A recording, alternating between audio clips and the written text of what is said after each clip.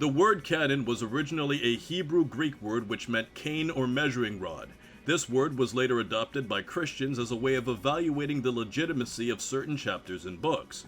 Those that were canon were accepted into the faith, while others were rejected. These decisions were primarily made during multiple councils at Nicaea.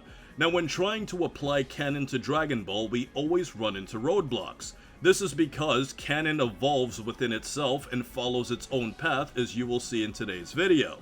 Starting off with the original Dragon Ball manga, this is essentially the Bible of Dragon Ball. It was originally created by its creator, Akira Toriyama, and it was the original work to which essentially the entire Dragon Ball series follows in some way or another.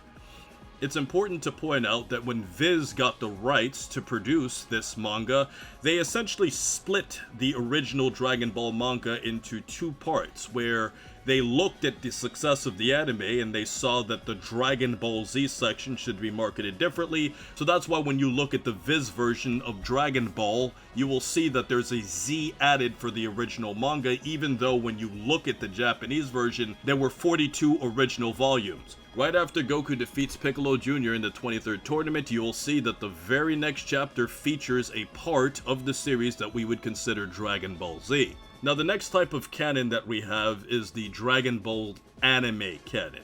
And to be specific, we will look at the original Dragon Ball anime and say that there were certain sections that were added as part of the canonicity of the anime version of it, and this mainly involved things that were just never explained. For example, there were a lot of added anime scenes of Goku training with Kami and Mr. Popo on the lookout that we never got a chance to see in the manga. In the manga, we just see one brief scene of Goku meditating, and the next time that we see Goku after this, he's grown up as an adult. All of the training that Goku had was off screen. Now, as far as Dragon Ball Z's anime is concerned, there's a whole bunch of things we can talk about, but the anime mainly focused on adding scenes and also creating its own filler canon. A brief example of an added scene would be Kid Buu going to the afterlife to see our dead heroes. Now, the interesting thing about this is that this also incorporates filler canon because, as you can see, Pikkon and Olibu, who were purely filler characters, were featured here, which shows that the anime kind of just lumped them all into one specific moment in this filler-esque scene. But we also have additional added anime scenes that were changed from the manga. One key example would be during the Kamehameha beam clash between Gohan and Cell, and as you can see here in the anime version, other Dragon Team members were jumping in to help Gohan out, whereas in the manga, Gohan strictly just had a one-on-one beam clash against Cell, and the only person that jumped in to help was Vegeta while the others just sat back and watched. But from the anime canon, we have movie canon. Now, the movie canon is interesting because it's essentially a branch of the anime canon, but it also follows its own canonicity because it takes hints from real events that happen in the actual Dragon Ball Z anime, but goes in its own direction in its movie canonicity. Cooler is the best example to use. Cooler came back to get revenge against Goku for killing his brother. Now, in this movie itself, one key difference between this and the manga and even the anime itself is the fact that Goku knew how to turn into a Super Saiyan at will after the battle on planet Namek. So the fact that Cooler would be able to fight against a Goku who couldn't fully control Super Saiyan in itself is created for the movie alone. And then when we see the sequel to this in The Return of Cooler, you can see that the movie canon of Dragon Ball builds upon itself by adding movies that are sequential to each other, and we also saw this with the Broly movies that directly have sequels after each other. And when we see all of the villains reuniting in Fusion Reborn many movies later, this all summarized that the movies created its own version of canon that was somewhat based off of the original Dragon Ball anime canon in its own direction. But for now, we're going to move on to specials canon, and this is a very loose, generic category to describe a bunch of Dragon Ball specials that exist that kind of created their own story, and a great example to start off with would be Yo Son Goku and his friends return. Vegeta has a brother named Tarble, which directly is a contradiction to the original Dragon Ball story, because Vegeta made it very clear when Trunks went into a Super Saiyan in the Trunks saga that there were no other surviving Saiyans other than himself, Nappa and Raditz obviously who were deceased, but at the time it was Goku, Vegeta, and Gohan, so when Trunks became a Super Saiyan he was confused because he didn't realize that Trunks was his own son. And then we have other things too, like a plan to eradicate the Saiyans, which was loosely based off of a video game, Dragon Ball Gaiden.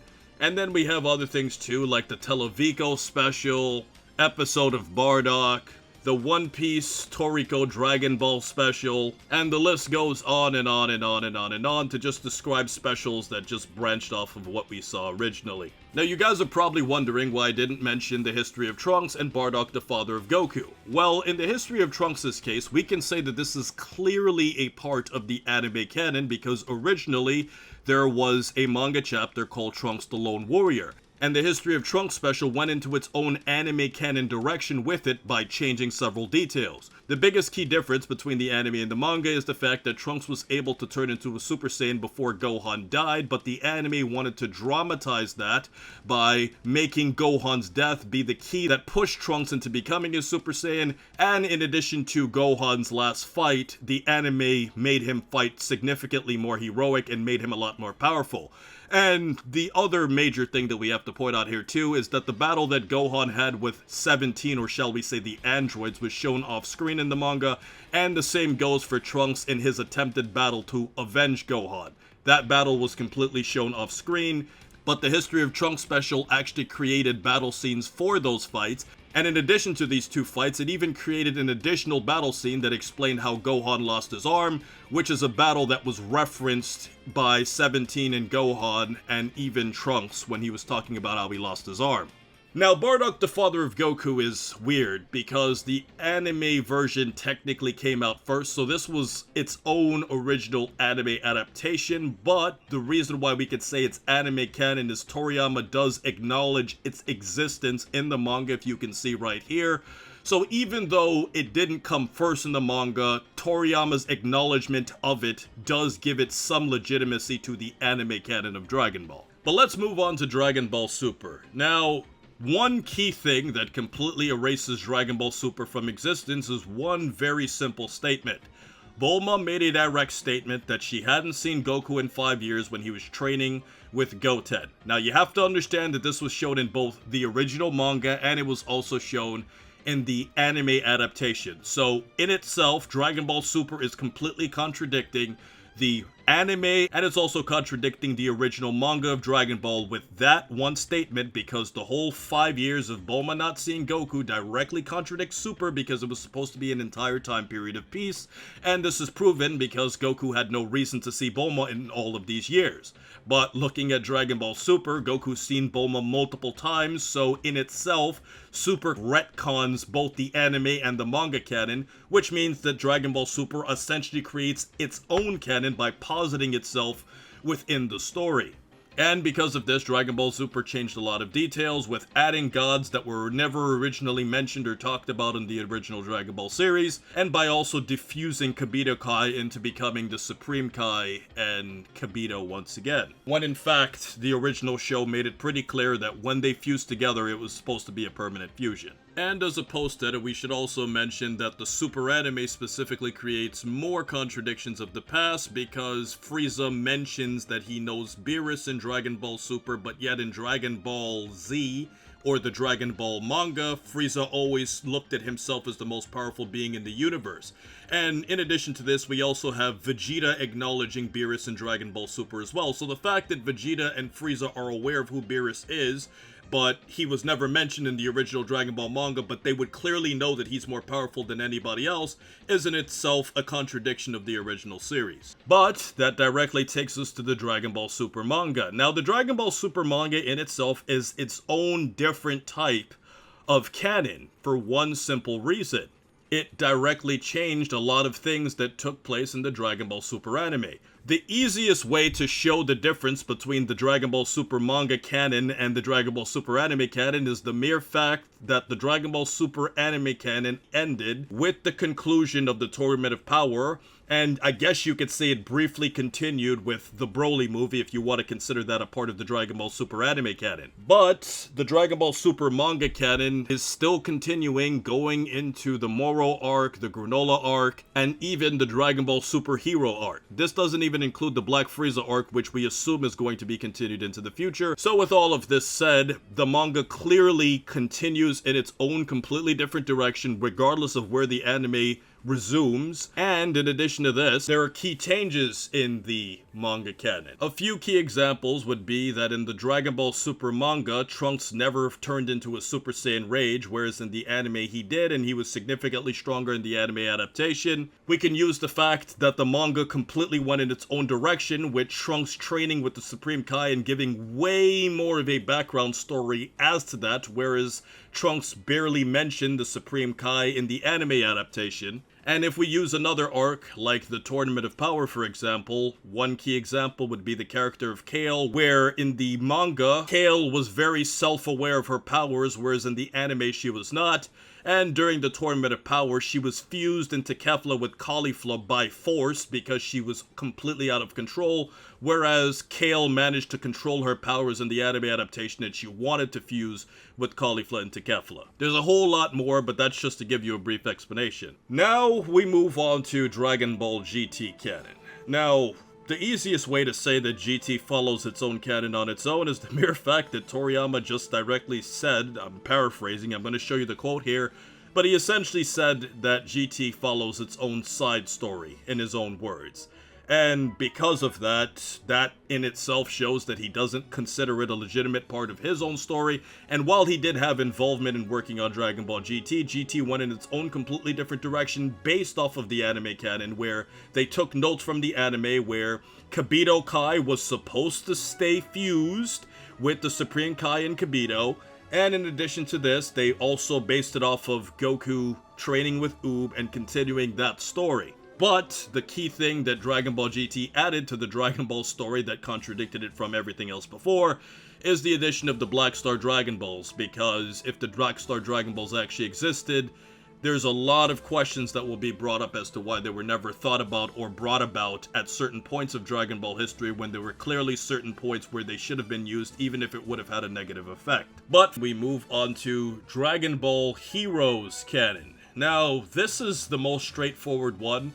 Dragon Ball Heroes essentially creates its own canon in itself by coming up with completely original transformations and characters for people who never had these transformations or interacted with certain characters throughout Dragon Ball history. And in a lot of ways, Dragon Ball Heroes takes a lot of nods from what we see in the Dragon Ball Xenoverse video games, where there is essentially different universes of characters that are all essentially meeting to fight against certain opponents at once. One key example would be Future Gohan briefly fighting against Future Trunks. This is clearly creating canon within itself, and because of the direction that Dragon Ball Heroes is going in, is more of a commercial type anime, it deserves its own canon. And to build off of Dragon Ball Heroes canon, we have a very weird category of canon, which is the Dragon Ball minus Jaco the Galactic Patrolman canon. Now, this one is the weirdest on the list because of the fact that Toriyama did completely write and create this. It was its own original manga. So it's kind of in this limbo era of, well, is it original manga canon? Well, we can't say that because Jaco the Galactic Patrolman completely contradicts certain things about certain characters that never existed before. For example, Bulma had seen aliens before in her youth in Jaco the Galactic Patrolman, which would directly contradict Bulma never knowing about aliens in early Dragon Ball. In addition to this, it also changed certain elements that we saw adapted in the anime canon too. For example, when we see Goku as a kid in Jocko the Galactic Patrolman, he's more of a toddler that was somewhat conscious of what was going on, whereas all of the Dragon Ball media from before made it pretty clear that Goku came to Earth as a baby. And even though this wasn't shown in the original Dragon Ball manga, Master Roshi explained this when Raditz showed up, so even though it wasn't visual of us seeing a baby Goku, Master Roshi explained it so it does canonize that Goku was supposed to come to Earth as a baby. Now let's also point out that this canon recreated what we were supposed to know about Goku's parents, where he was sent to Earth because his parents thought that it was a safer place for him to go, and it also introduced Goku's mother, who was never mentioned or seen in the original Bardock TV special, which was more of a part of the anime canon. But let's not forget the biggest point of all when it comes to Jocko the Galactic Patrolman, and it is the mere fact that Bulma has a sister named Tights, which might be the most obvious name pun in the history of Dragon Ball. But Tights was never mentioned in the original series, and just like Tarble, she was kind of just created into existence, but with Bulma it's a little bit more believable because you could just think she just had a relative that was just never mentioned, whereas Vegeta specifically said that there were no Saiyans left. The biggest reason why Jocko the Galactic Patrolman and Dragon Ball Minus gets its own separate category of canon, and it's not a part of the others, is for one simple fact. This manga and this side chapter completely predated the existence of Dragon Ball Super. So on its own, it is its own standalone thing, because if Dragon Ball Super never came, this would still exist. And because Dragon Ball Super is based off of this and not the other way around, the Jocko the Galactic Patrolman and Dragon Ball Minus chapters get its own category for canon. So last but not least, to conclude with number 10, our 10th type of Dragon Ball canon is video game. Dragon Ball video games go in their own complete different direction, even if they do take nods to the anime, and key things that we could take note of is they will create fights that never existed. One of the earliest examples I can give you from my earlier years is in the original Dragon Ball Z Budokai game. After Goku had died and sacrificed himself to kill Cell, Budokai, along with many other Dragon Ball video games that we can go in length in explaining, created a hypothetical fight where Super Saiyan 2 Gohan briefly fights against Super Perfect Cell before the Beam Clash. This is always somehow recreated for video games, but never actually happened in the anime where Gohan and Cell actually had a proper fight. And then when you look at other video games like Dragon Ball Z Kakarot that completely redid, even in a better way I would say, the History of Trunks special, where they made Gohan's final battle with the androids even more dramatic than it originally was in its own TV special. So because of this, we can say with confidence that video games essentially create their own canon. Now, as a post-edit, we have another additional category that somewhat falls in limbo, and these are the Dragon Ball Z movies of Battle of Gods and Resurrection of F. And the reason why these movies stand out is because they predate Dragon Ball Super, and one key detail that separates these movies from the manga canon and the anime canon is the existence of Gregory. If you go back to Battle of Gods, you will see that there is no Gregory on King Kai's planet, but when you look at Dragon Ball Super, there is a Gregory. And if you go back to the original Dragon Ball manga, there was no Gregory on King Kai's planet, which definitely shows that his existence directly paints a picture as to what the writers consider between their version of anime canon and super canon, and also movie canon. So these movies kind of stand alone on their own because when Dragon Ball Super finally came into existence, they were essentially put aside, and the anime canon of the Dragon Ball Super anime really took form as to what fans accepted. Now, as a post-edit, it's imperative that we mention the popular filler character Pikkon once again. After he was defeated by Goku, we found out that both characters were technically disqualified because they touched the ceiling of the tournament. However, the Grand Kai was so impressed by their battle that he was going to reward them anyways. The original intended reward was that they were going to get special training by the Grand Kai himself, but we have to acknowledge that the Grand Kai was a character that never even existed in the original Dragon Ball manga. But going back to Pikkon, he is once again a perfect example of the showrunners doing whatever they want. He was a filler character that was used once again in Fusion Reborn to help break out the trapped King Yama. And even Dragon Ball GT breaks rules by taking a movie-exclusive character like Cooler and drags him into the Dragon Ball GT universe.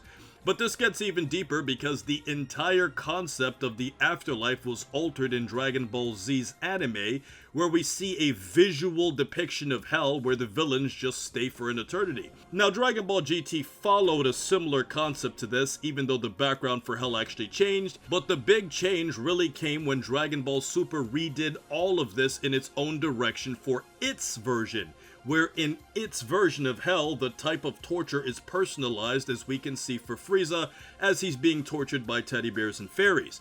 But even going back to Resurrection of F, which predated Dragon Ball Super, if you look very carefully at the beginning of the movie, you can see that hell appears to be an underwater dimension when you watch it very closely at the beginning of the film. Now, Toriyama did have involvement in the overall concept of the afterlife of Dragon Ball, as you can see here, and the showrunners essentially took his concepts and adapted it. So this begs an important question. Is it canon when Toriyama creates a concept that gets adapted beyond his own control? You can see clearly now how Dragon Ball has different canons that will take you into a rabbit hole. Now, with the addition of Dragon Ball Magic coming into the Dragon Ball series, we're going to have an 11th type of Dragon Ball canon, because from what we've been hearing, this is creating its own thing once again, which goes along with the theme that we said in the beginning of the video, that Dragon Ball canon follows its own path, and because of this, saying something that's non-canon or is canon is kind of just silly at this point. The show writers want to go in whatever direction that they want to go with these characters and stories, and we as fans just have to sit back, relax, enjoy the show, and accept what we get, whether we like it or not. But if you enjoyed this video, check out why Dragon Ball canon is dead, which goes more in depth as to why it's silly to talk about Dragon Ball canon, and for Dragon Ball Magic, check out why fans are pissed, and why it's a silly idea to turn Goku into a kid again. And until next time, stay cool, and stay safe, my friends.